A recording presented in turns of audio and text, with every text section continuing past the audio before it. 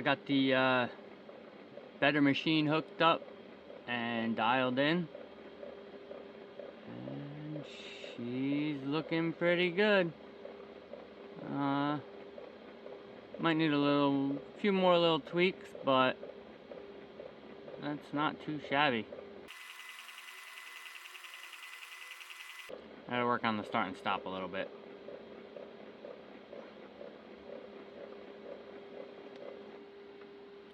I also made a little bit better mount for the torch. A little stronger and sturdier than, the old one was.